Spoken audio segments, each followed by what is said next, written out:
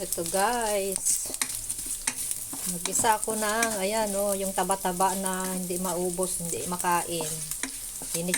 Sabay ko na rin ginisa sa bawang sa sibuyas, tapos sabay ito, kamatis, ang dami, ang lalaki. Dahil mura ngayon ang kamatis, napabili ako talaga, tapos sinasawsaw ko talaga sa daing.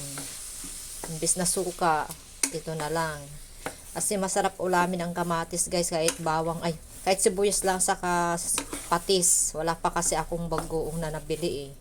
Kaya ito, ginisa ko na. Marami pa ako dyan. Mga ilang praso yan kahapon. Ang dami. Hindi ko na mabitbit eh. Kasi ang lalaki pa yung talong. So yan diba? Yung sobra ko. Tapos sausaw ko mamaya sa daing. Sausaw ko sa daing, yan. Kalahati iniwan ko. Tapos, ito, ginasa ko muna para i-stack ko dyan na pang-ulam ko, guys. Mura ang kamatis ngayon kasi taglamig. Mabilis masira kasi may itim-itim siya konti. Kaya doon ako bumibili doon sa malapit sa school ng alaga ko. Kasi nga, mura doon. Triple na yung bayad dito. Yung 15 na dito, 5 lang doon. Guys, gusto niyo makita yung talong ko, ang lalaki. Wow, 5 lang din to. Di ba?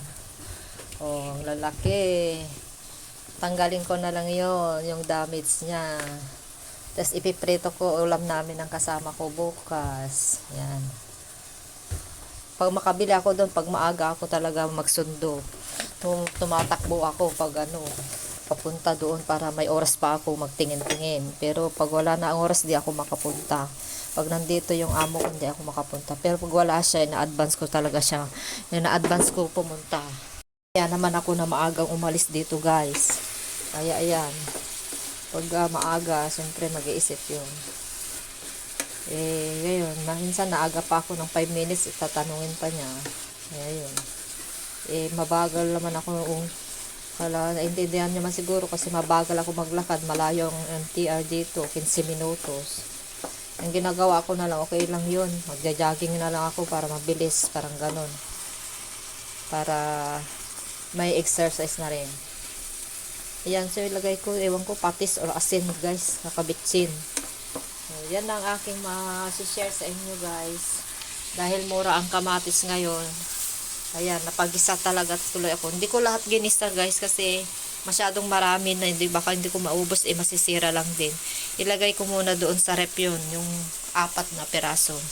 Tapos magpiprito ako ng talong. Ayan, so babay na muna guys. Maglagay na ako ng asin mamaya pag maluto na.